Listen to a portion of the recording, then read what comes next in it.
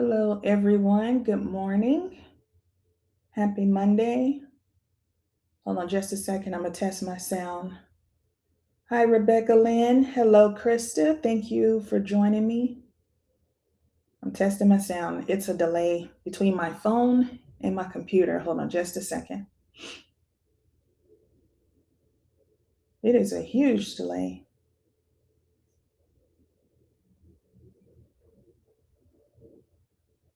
Okay. There we go. All right. Sound is good. Thank you again for joining me. Please like, share, and subscribe. And hit the notification bell so you know when I'll go live again. Hope everyone had a great weekend. Hope everyone has a great week as well. First, I want to give thanks to God for another day, just for all that He's done for me and things I do not deserve, and giving me the courage to hit this go live button too. But I thank God that we're here. Thank Him for another day. And we just have to keep pushing, keep going. It's a lot of crazy things going on in this world, but He is keeping us and protecting us. Thank God for Jesus. Okay. This is part 2 of this mini series on King Solomon. And we're going to pick up at chapter 4. Okay. I don't know how long this live will be, but we'll see. So I'm going to share my screen. We're going to dive right into it. Let's see. Here we go.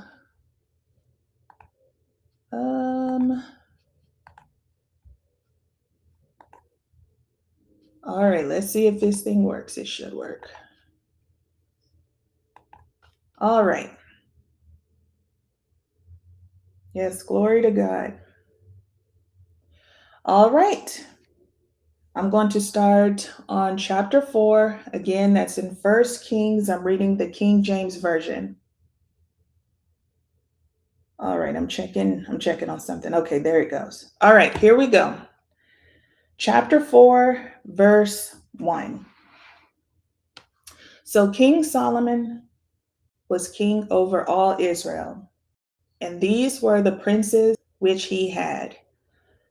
Azariah, I think that's how you say it, the son of Zadok, the priest. Elahoreph, I think, and Ahiah, the sons of Shisha, scribes. Jehoshaphat, the son of Ahilud, the recorder, and Benaiah, the son of Jehoiada, was over the host, and Zadok and Abiathar were the priests, and Azariah, the son of Nathan, was over the officers, and Zabad, the son of Nathan, was principal officer and the king's friend, and Ahishar was over the household, and Adoniram,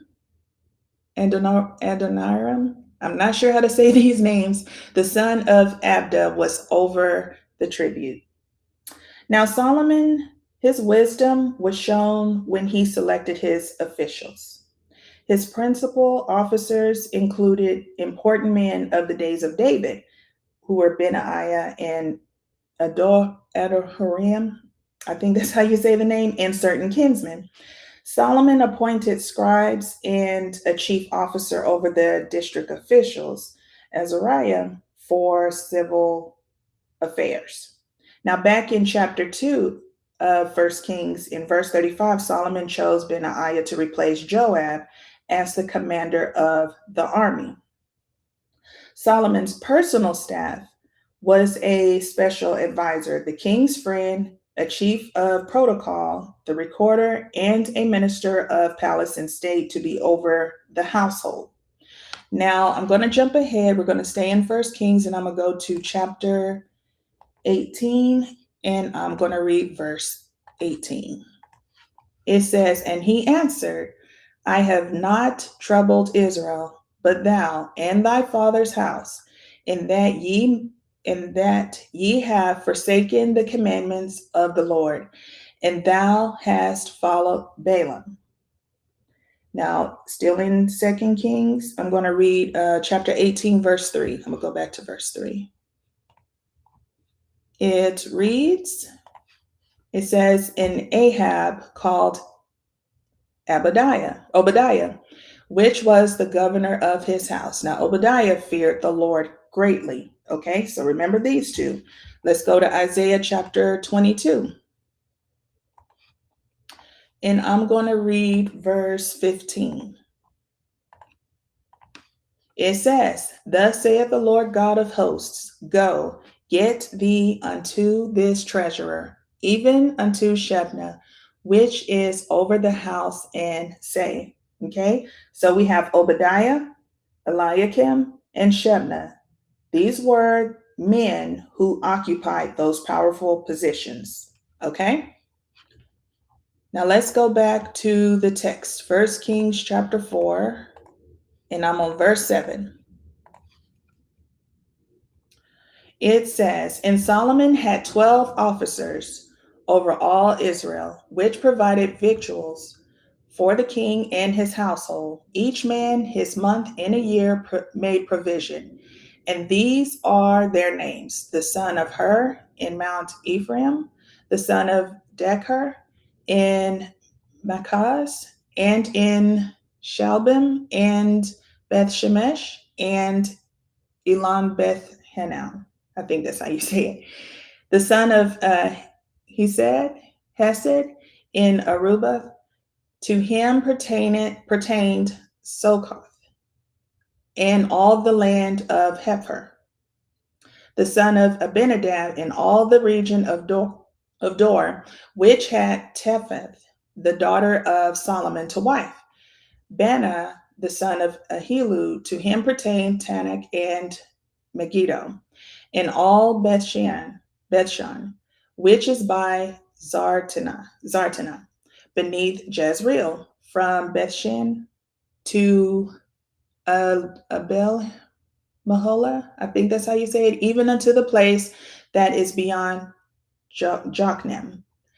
The son of Geber in Ramoth Gilead, to him pertained the towns of Jair, the son of Manasseh, which are in Gilead. To him also pertained the region of Argob, which is in Bashan, 80 great cities with walls and brazen bars. Ahinadab, the son of Edo, had Mahanaim. Ahimaaz was in Naphtali. He also took Basmath, the daughter of Solomon, to wife. Bana, the son of Hushai, was in Asher and in Elath. Jehoshaphat, the son of Peruah, in Issachar. Shimei, the son of Elah in Benjamin. Geber, the son of Uri, was in the country of Gilead, in the country of Sihon, king of the Amorites, and of Og, king of Bashan. And he was the only officer which was in the land. Now, these 12 governors were in charge of Solomon's districts. They were like tax collectors. They extorted the taxation that supported Solomon's government. Okay? Verse 20, Judah and Israel were many as the sand which is by the sea in multitude, eating and drinking and making merry. And Solomon reigned over all kingdoms, from the river unto the land of the Philistines, and unto the border of Egypt. They brought presents and served Solomon all the days of his life. Now, let's go to Genesis chapter 15. And I'm going to read verse 5. It says, and he brought him forth abroad and said, look now toward heaven and tell the stars if thou be able to number them. And he said unto him, so shall thy seed be. Now God fulfilled, back in the text, his promise to make Abraham's his descendant numerous, a great nation. Let me go back to the text. Solomon's empire grew beyond the traditional boundaries of Israel. Okay, hold on. I'm going to stay in Genesis chapter 15. I'm going to read verse 18. It says, in the same day, the Lord made a covenant with Abram, saying, unto thy seed have I given this land, from the river of Egypt unto the great river, the river Euphrates. This is the Euphrates River. Now, God's promise to Abraham was fulfilled in part in the leadership of Solomon. To complete fulfillment of God's words to Abraham still lies in the future. Okay. Now let's go back to 1 Kings chapter 4, and I am on verse 22. It says, and Solomon's provision for one day was 30 measures of fine flour and 80 measures of meal, 10 fat oxen and 20 oxen out of the pastures, and 100 sheep, beside harts and roebucks and fallow deer and fatted fowl. For he had dominion over all the region on this side of the river, from Tifsa even to Azah, over all the kings on this side of the river, and he had peace on all sides round about him. And Judah and Israel dwelt safely, every man under his vine and under his fig tree, from Dan even to Beersheba, all the days of Solomon. And Solomon had 40,000 stalls of horses for his chariots. Okay, y'all pay attention to this, because I'm going to explain what this is talking about. And 12,000 horsemen. And those officers provided victuals for King Solomon and for all that came unto King Solomon's table, every man in his mouth. They lacked nothing. Barley also and straw for the horses and dromedaries brought they, which are camels, brought they unto the place where the officers were, every man according to his charge. Okay. Now the name Solomon itself is related to the word peace, which is in verse 24 that I just read, which associates with Israel's time of peace. Now the vine and fig tree are symbols of God's blessings for those who obey his covenant. Now here in 1 Kings, I'm going to jump ahead to chapter 10 and verse 26. I'm read verse 26. It says, oh wait, there it goes. And Solomon gathered together chariots and horsemen, and he had 1,400 chariots and 12,000 horsemen, whom he bestowed in the cities for chariots, and with the king at Jerusalem.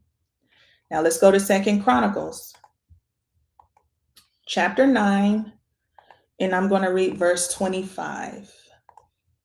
It says, and Solomon had 4,000 stalls for horses and chariots, and 12,000 horsemen, whom he bestowed in the chariot cities, and with the king at Jerusalem. So Solomon had about 1,400 chariots. 3 horses were considered a chariot team. Solomon would need over about 4,000 horses, which is probably 4,200 to be exact. Okay. So y'all remember this part, because Solomon has been making some mistakes in building the temple. So we're about to get into that. So back in the text, chapter 4, and I'm at verse 29. Okay, it says, and God, this is the wisdom of Solomon. We're getting into that. And God gave Solomon wisdom and understanding exceeding much, and largeness of heart, even as the sand that is on the seashore. God gave Solomon limitless understanding and wisdom, like the sand on the seashore, just like the numbers of Israel. Okay. Verse 30. And Solomon's wisdom excelled the wisdom of all the children of the east country and all the wisdom of Egypt. For he was wiser than all men, than Ethan the Ezrahite, and Heman, and Chalcol, and Darda, the sons of Mahol. And his fame was in all nations round about. And he spake 3,000 proverbs, 3,000 proverbs, and his songs were 1,000 and 5. And he spake of trees, from the cedar tree that is in Lebanon, even unto the hyssop that springeth out of the wall. He spake also of beasts and of fowl, and of creeping things, and of fishes. And there came of all people to hear the wisdom of Solomon from all kings of the earth, which had heard of his wisdom. Now, Ethan and Arahite, the Arahite, is seen in the title of Psalm chapter 89. He's mentioned here in verse 31. So if you look at the title of Psalm chapter 89, he is seen in the title.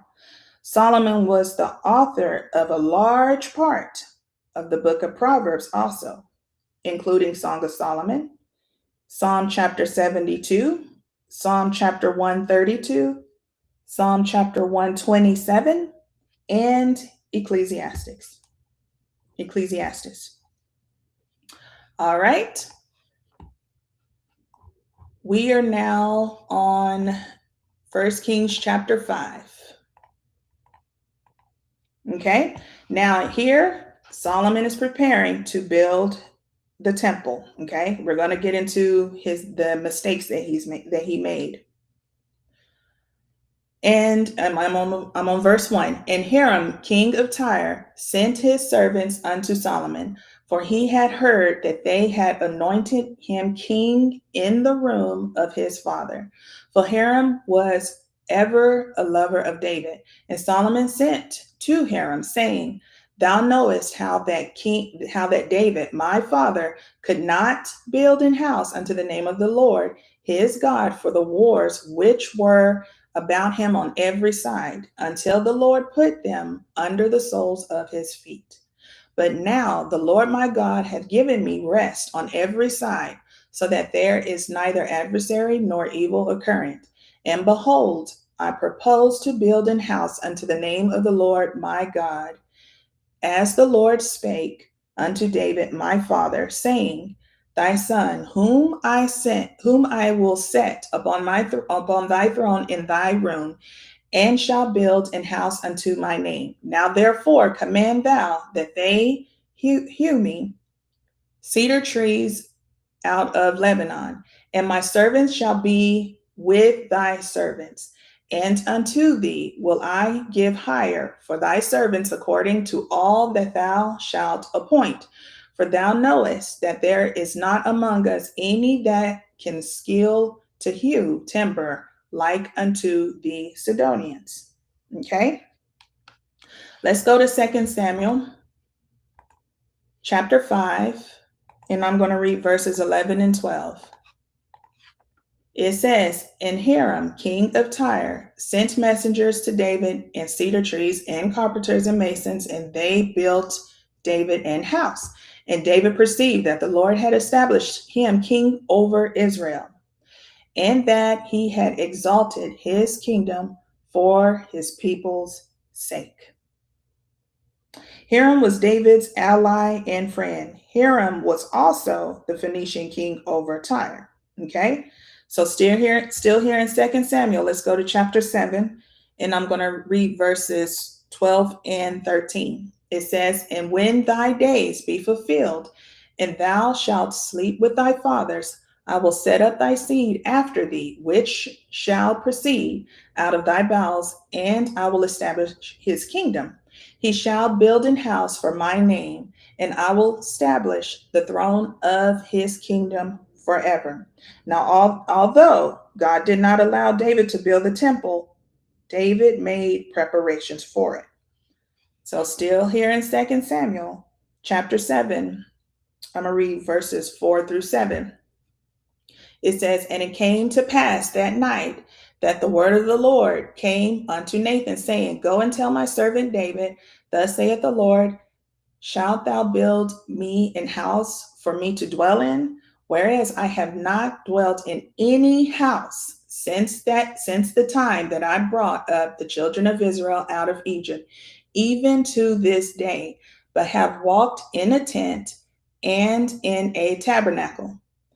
And verse 7, in all the places wherein I have walked with all the children of Israel, spake I a word with any of the tribes of Israel, whom I commanded to feed my people Israel, saying, Why build ye not me in temple house of cedar?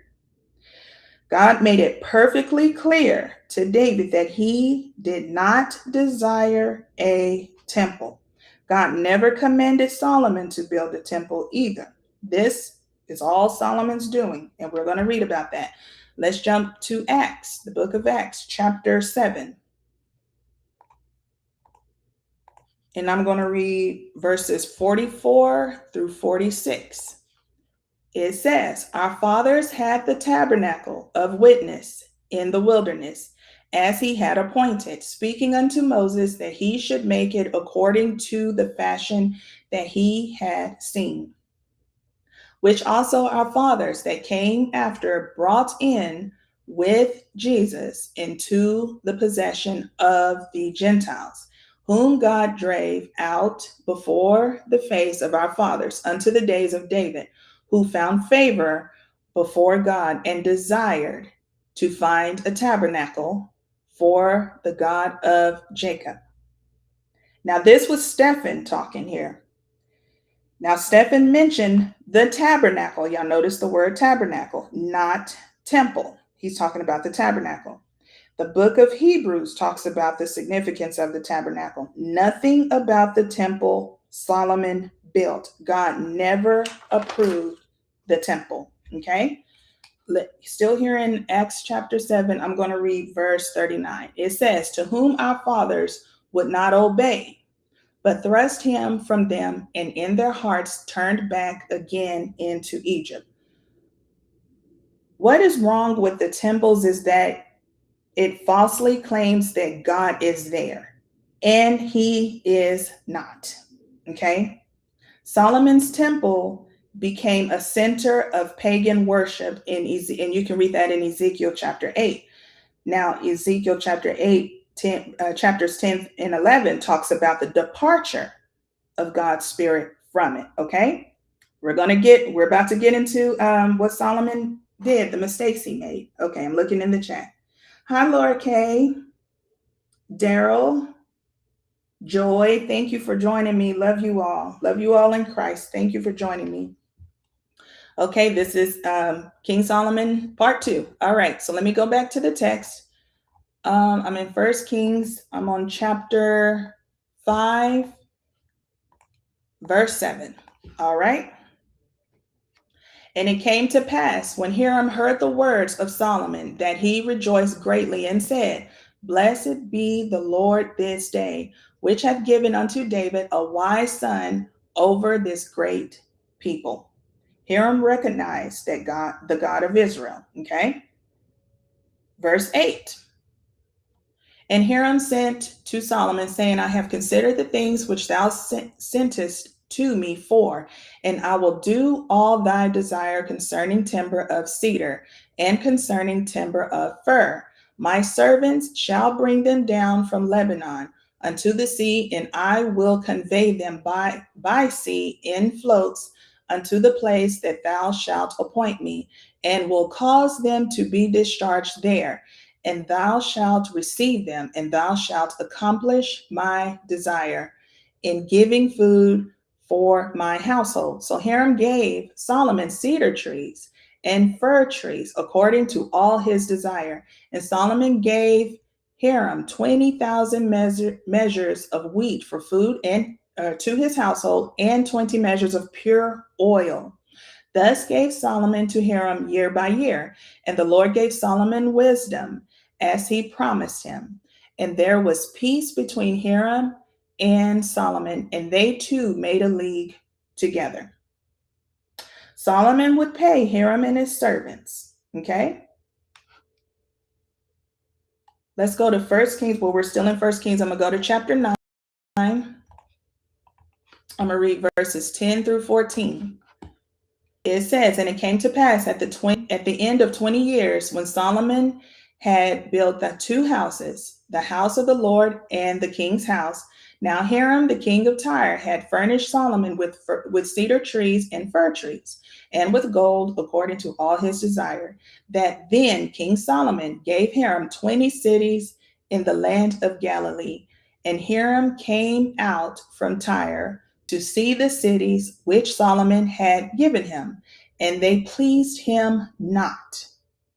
And he said, What cities are these which thou hast given me, my brother?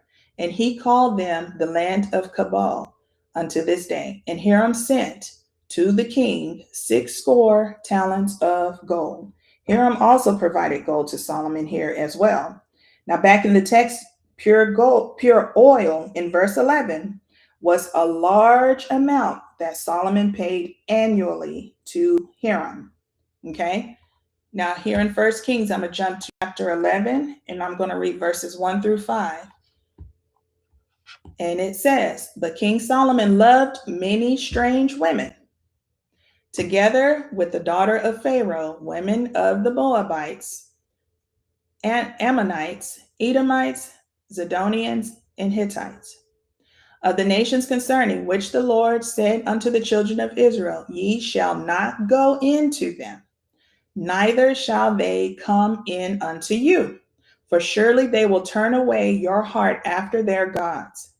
Solomon clave to these in love, and he had 700 wives, princes, and 300 concubines, and his wives turned away his heart.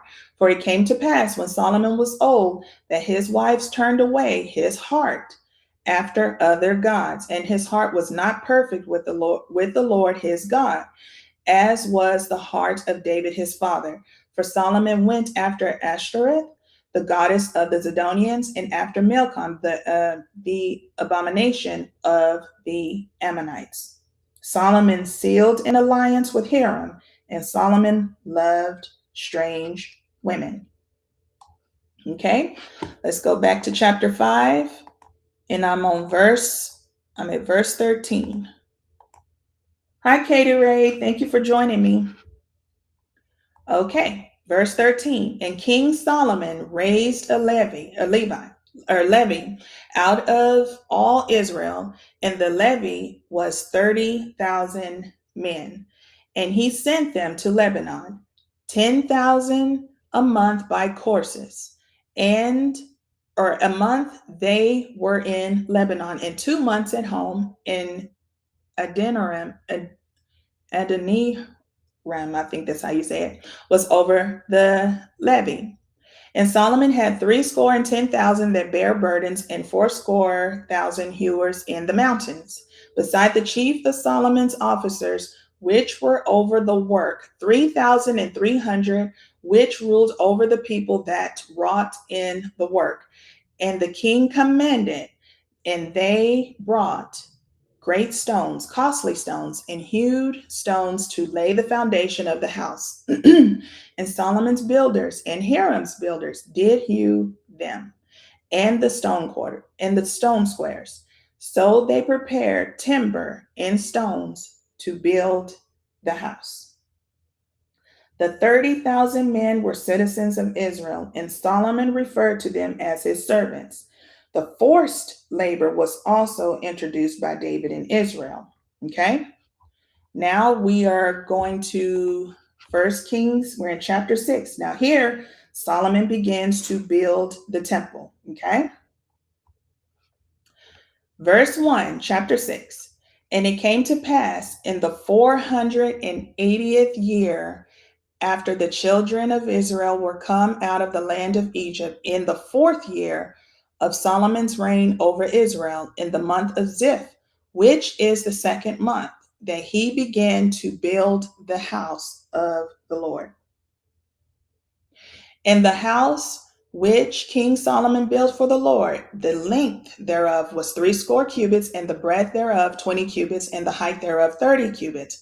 And the porch before the temple of the house, 20 cubits, was the length thereof, according to the breadth of the house, and 10 cubits was the breadth thereof before the house. And for the house he made windows of narrow lights. And against the wall of the house, he built chambers round about, against the walls of the house round about, both of the temple and of the oracle. And he made chambers round about. The nethermost chamber was 5 cubits broad, and the middle was 6 cubits broad, and the third was 7 cubits broad. For without in the wall of the house he made narrowed rests round about, and the beams should not be fastened in the walls of the house. And the house, when it was in building, was built of stone made ready before it was brought thither, so that there was neither hammer nor axe nor any tool of iron heard in the house while it was building. The door for the middle chamber was in the right side of the house, and they went up the winding stairs into the middle chamber, and out of the middle into the third. So he built the house. He built the house and finished it, and covered the house with beams and boards of cedar.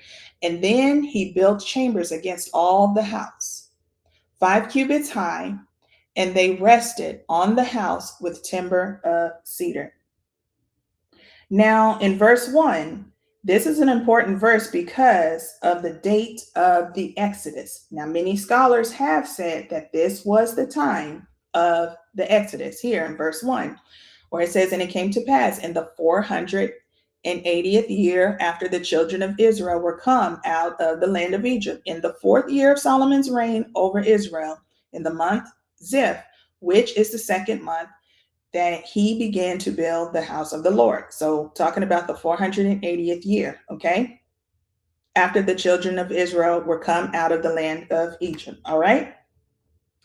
Verse 11, it says, "And the word of the Lord came to Solomon, saying, Concerning this house which thou art building, if thou wilt walk in my statutes, and execute my judgments, and keep all my commandments to walk in them, then will I perform my word with thee, which I spake unto David thy father, and I will dwell among the children of Israel, and will not forsake my people Israel." Solomon ignored the word of God. Right here, these 3 verses. And when I think about this, when I thought about this, when I was reading this, studying and taking notes, I think about, myself. I have been guilty of ignoring God's word, his warnings and everything. Verse 14. So Solomon built the house and finished it. And he built the walls of the house within with boards of cedar, both the floor of the house and the walls of the ceiling. And he covered them on the inside with wood, and covered the floor of the house with planks of fir. And he built 20 cubits on the sides of the house, both the floor and the walls with boards of cedar. He even built them for it within, even for the oracle, even for the most holy place. And the house, that is, the temple before it, was 40 cubits long. And the cedar of the house within was carved with knops and open flowers. All was cedar. There was no stone seen. And the oracle he prepared in the house within, to set there the ark of the covenant of the Lord. And the oracle in the forepart was 20 cubits in length, and 20 cubits in breadth, and 20 cubits in the height thereof. And he overlaid it with pure gold, and so covered the altar, which was of cedar. So Solomon overlaid the house within with pure gold, and he made a partition by the chains of gold before the oracle, and he overlaid it with gold. And the whole house he overlaid with gold, until he had finished all the house. Also, the whole altar that was by the oracle he overlaid with gold. Solomon, reading all of this, Solomon did not follow any instructions. Okay. Let's keep going. Verse 23. And within the oracle, he made 2 cherubims of olive tree, each 10 cubits high. And 5 cubits was the one wing of the cherub, and 5 cubits the other wing of the cherub. From the uttermost part of the one wing unto the uttermost part of the other were 10 cubits. And the other cherub was 10 cubits. Both the cherubims were of one measure and one size. The height of one cherub was 10 cubits, and so was it of the other cherub.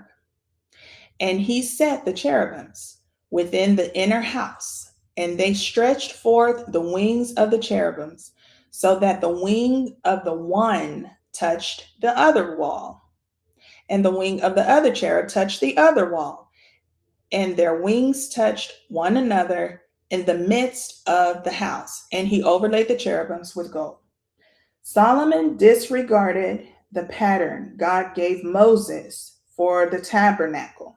Okay, the cherubim were miniature, and the decorations for the covering of the Ark of the Covenant.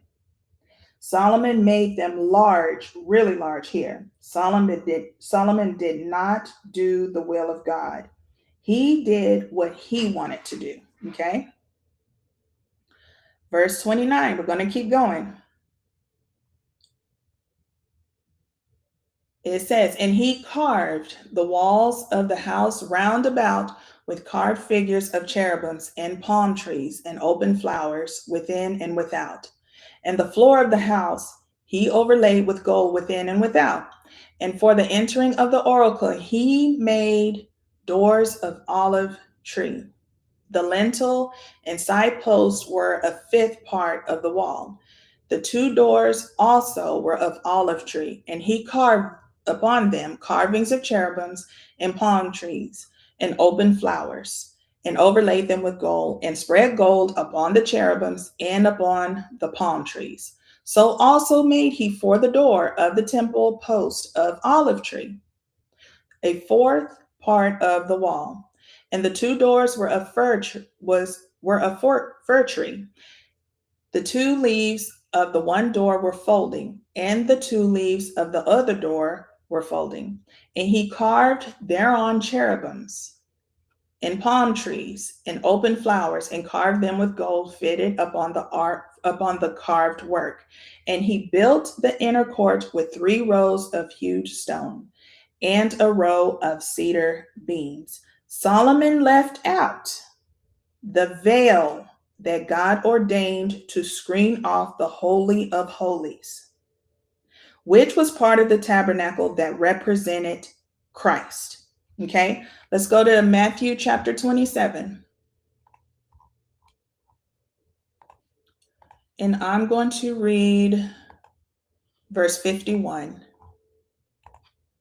It says, and behold, the veil of the temple was rent in twain from the top to the bottom, and the earth did quake, and the rocks rent.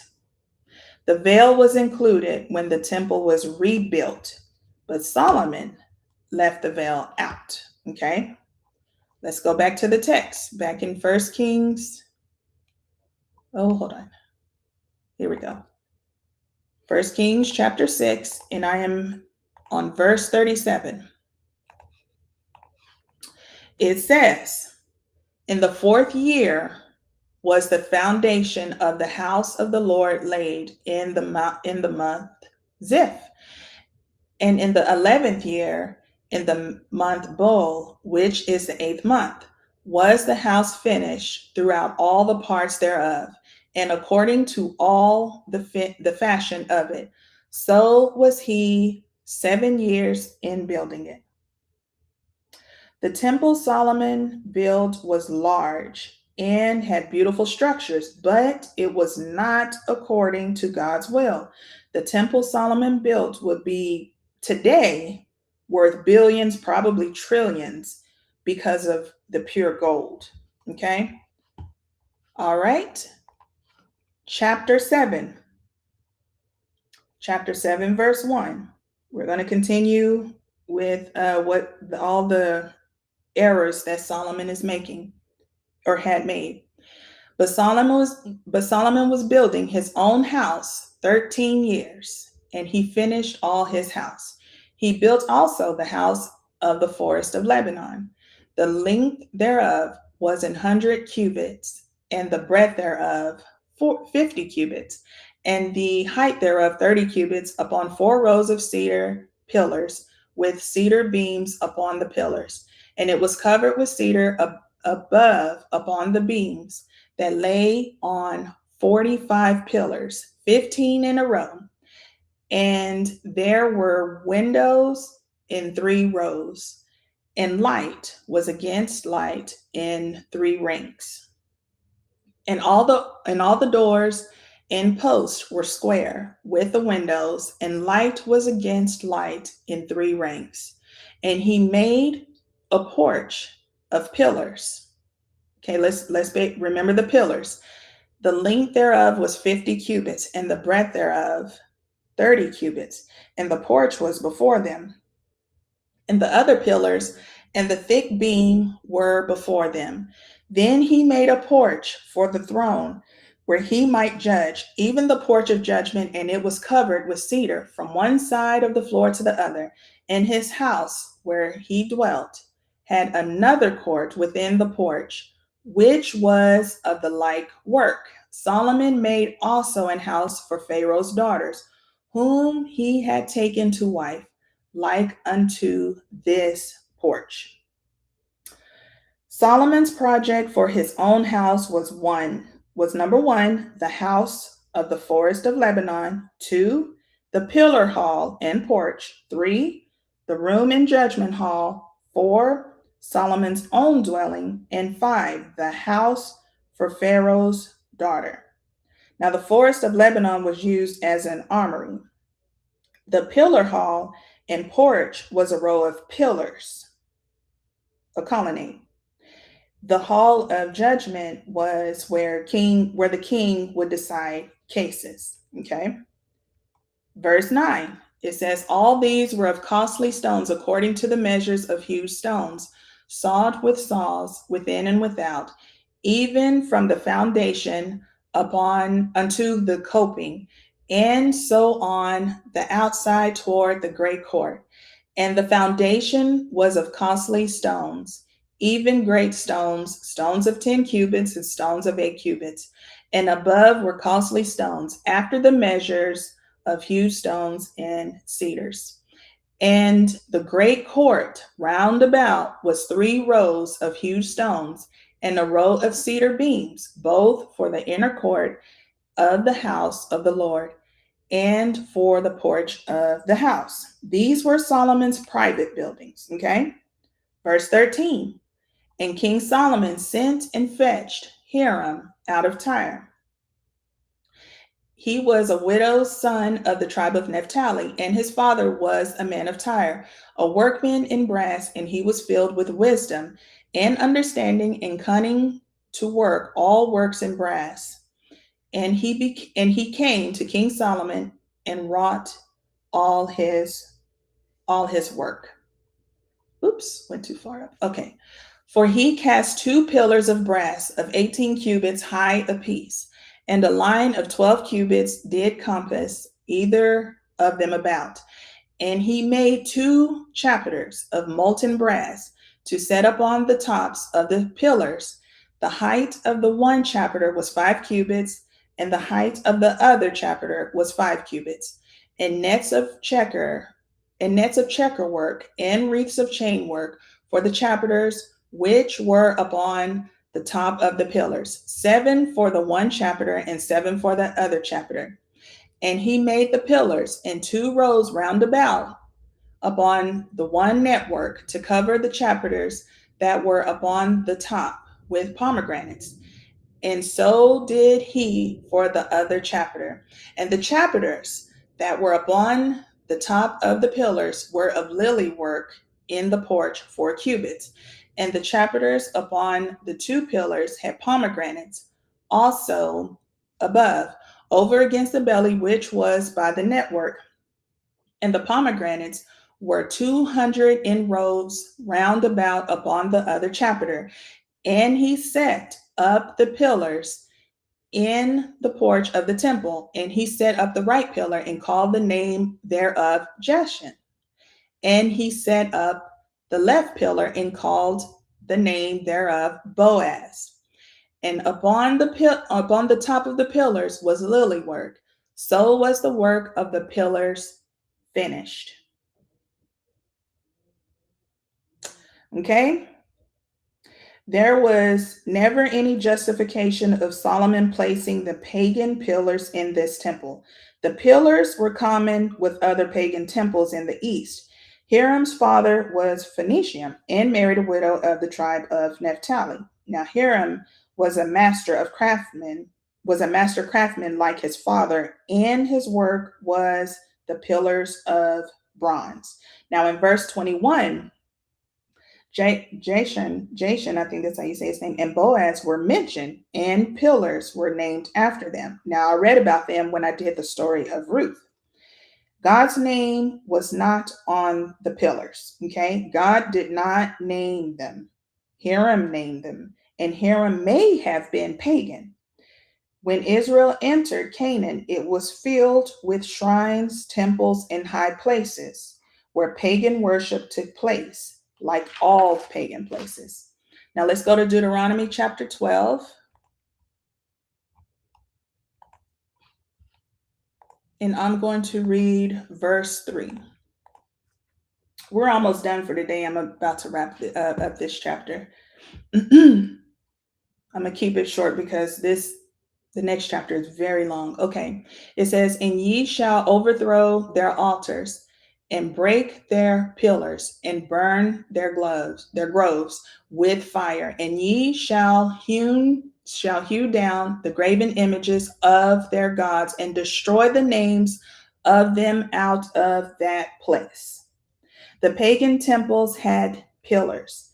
Israel was commanded by the word of God through Moses to destroy the pagan pillars. Solomon's temple had pillars, but God never approved them. Okay? Let's go back to the text. Almost done. Chapter 7, 1 Kings chapter 7, and I'm at verse 23. I'm about to wrap it up for today, and we'll continue with part 3 another day.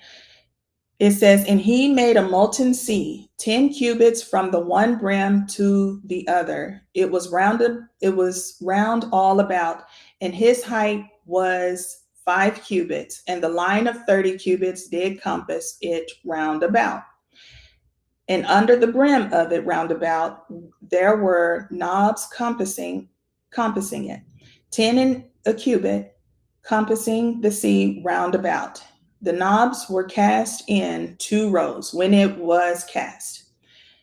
It stood upon 12 oxen, 3 looking toward the north, and 3 looking toward the west, and 3 looking toward the south, and 3 looking toward the east, and the sea was set above upon them, and all their hinder parts were inward.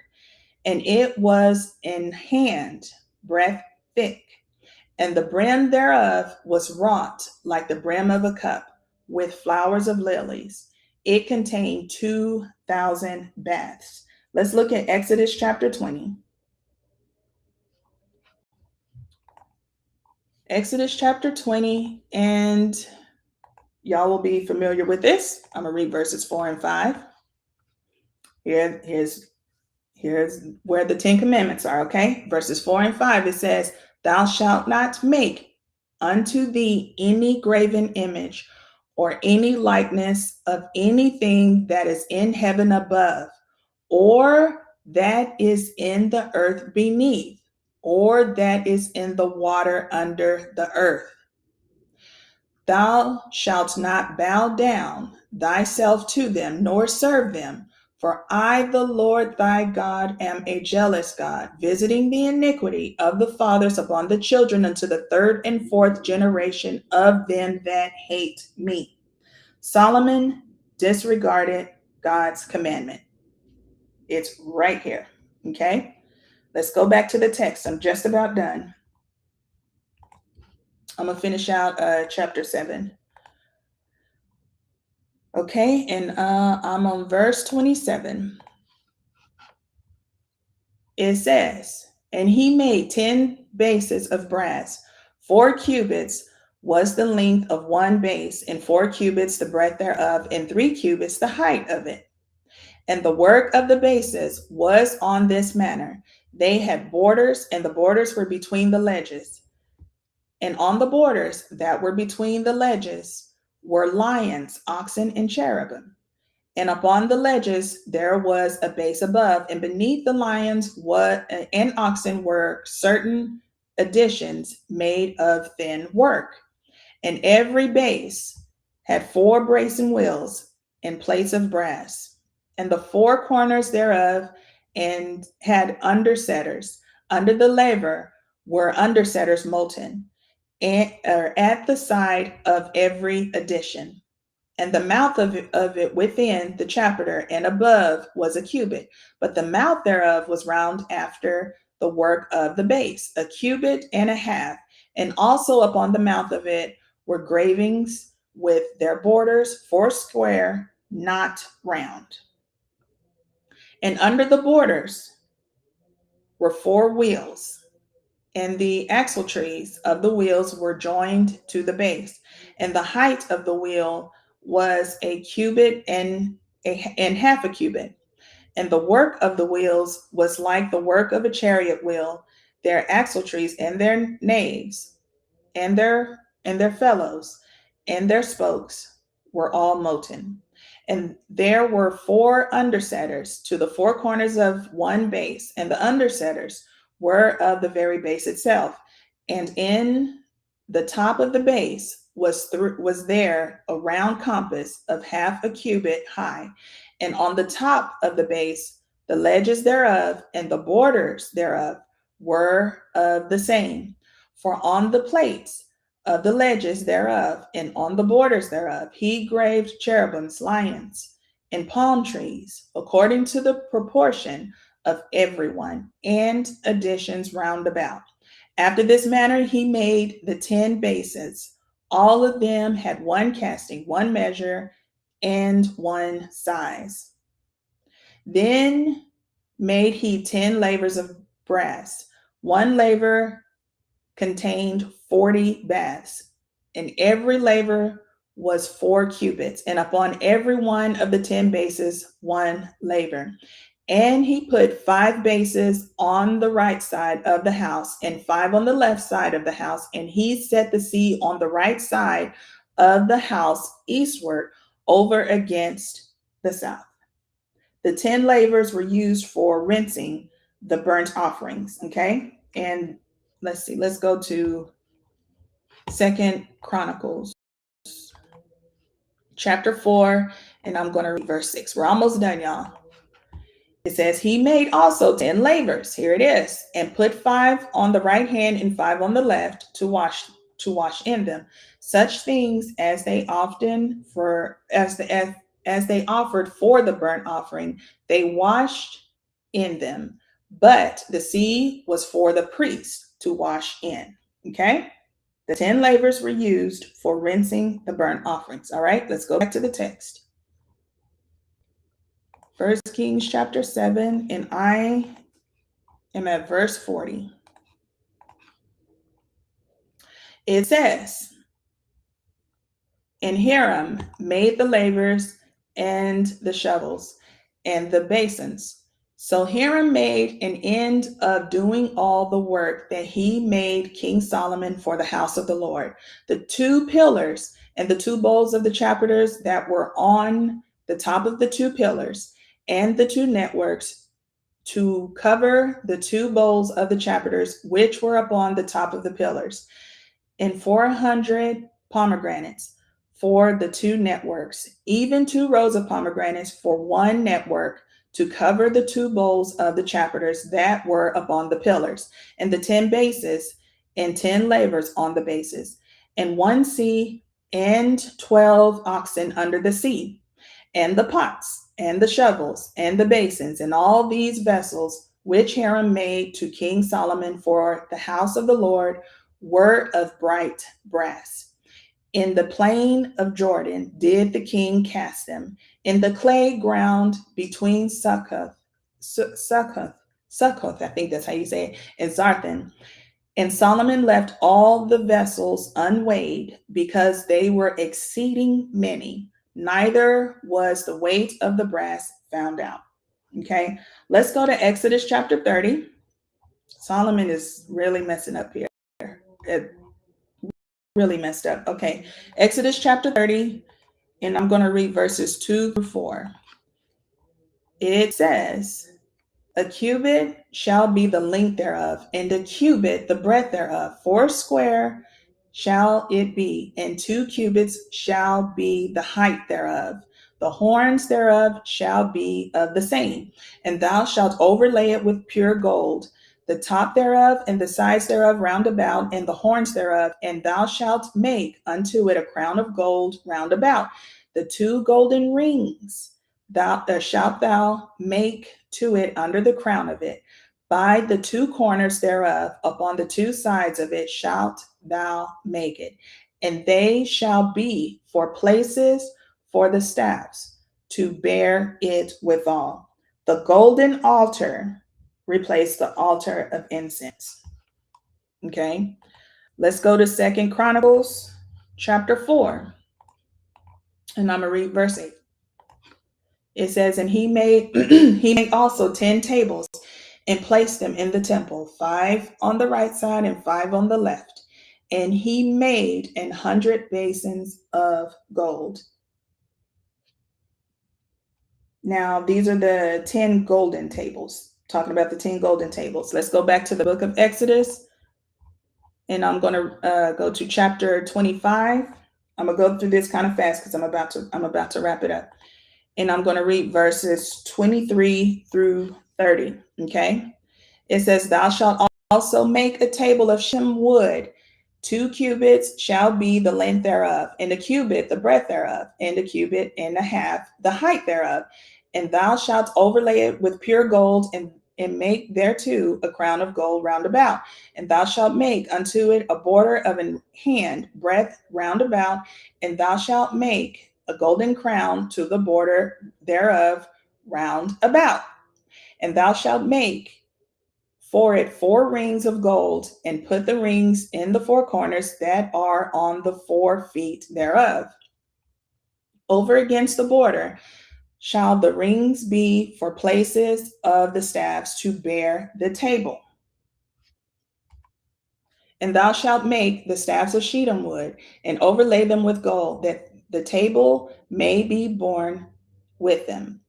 And thou shalt make the dishes thereof, the spoons thereof, the covers thereof, and bowls thereof, to cover withal. Of pure gold shalt thou make them. And thou shalt set upon the table shewbread before me always. The 10 golden tables replaced the table of the presence. Okay. Still here in Exodus 25, I'm going to read, start at verse 31. It says, and thou shalt make a candlestick of pure gold, of beaten work, shall the candlestick be made. His shaft and his branches, his bowls, his knobs, and his flowers shall be of the same. And 6 branches shall come out of the sides of it. 3 branches of the candlestick out of one side, and 3 branches of the candlestick out of the other side. 3 bowls made like unto almonds, with a knob and a flower in one branch, and 3 bowls made like almonds in the other branch, with a knob and a flower. So in the 6 branches that came out of the candlestick. Okay. And in the candlestick, remember this, what I'm reading when I go back to the text. And in the candlestick shall be 4 bowls made like unto almonds, with their knobs and their flowers. And there shall be a knob under 2 branches of the same, and the knob under 2 branches of the same, and a knob under 2 branches of the same, according to the 6 branches that proceed out of the candlestick. Their knobs and their branches shall be of the same, and it shall be one beaten work of pure gold.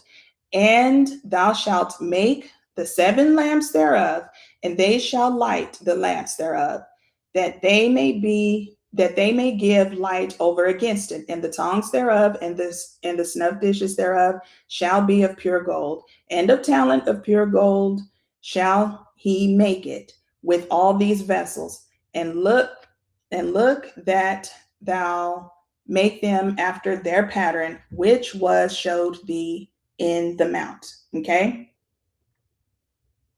let's go back to the text, because the 10 lampstands substituted the one golden lampstand. But let's go back to the text. 1 Kings chapter 7. I'm going to go to verse 40.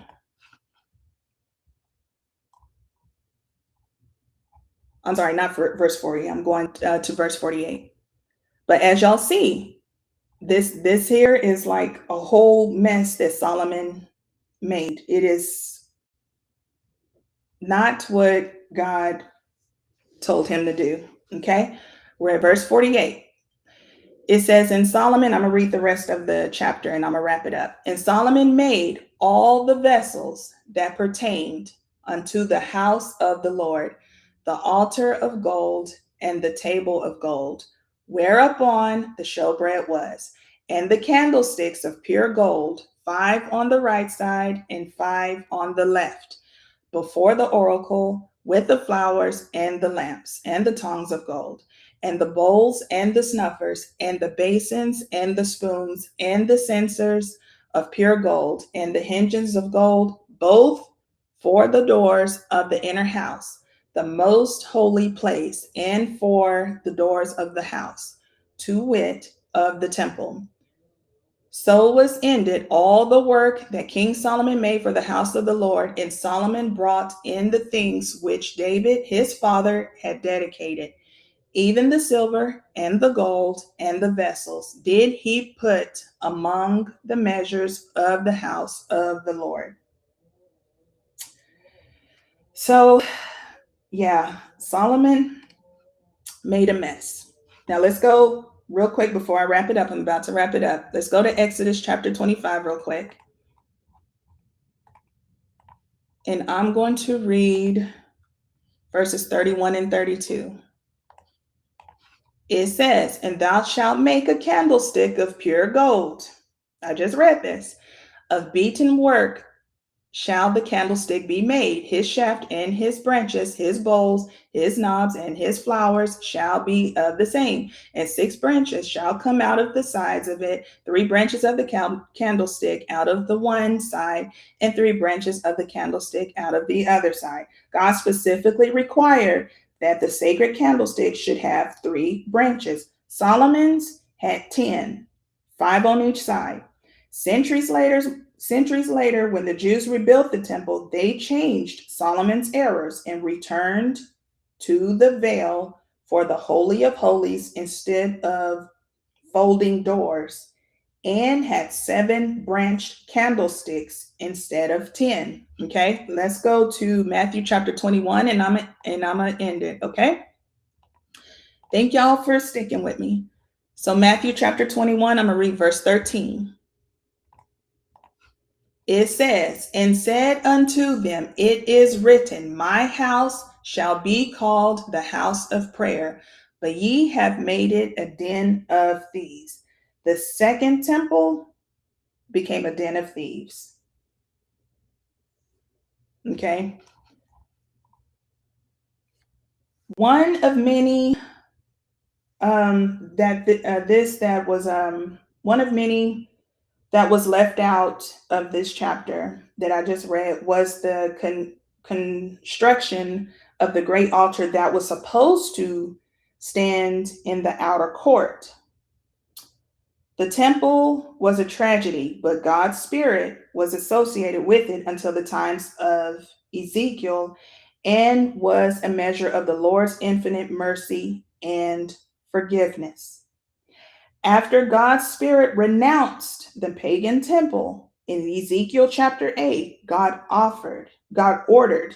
he ordered the reconstruction of their temple for the continued unity of God's people. Amen. Okay, so I'm going to put a pin in it today. We're going to continue another time in part three. Part three, I'm going to wrap up this series and we're going to talk about the ark. We're going to talk about Solomon's sermon. We'll get into, I'm going to break down Solomon's petitions that he spoke and everything. And of course, we're getting to God's warning. Solomon turns his heart away from God. And then, of course, it'll end in chapter 11, where we talk about, I'll get into the death of Solomon. Okay. Thank you all again for joining me. Thank you for sticking and staying. I'm not sure when I'm going to go live again, but do stay tuned. Hold on, I'm looking at the chat. Hello, Paul. Thank you for joining me. So hit the like button if you will. We're going to continue in part three. All right. Y'all have a wonderful day. And until next time, y'all have a good one.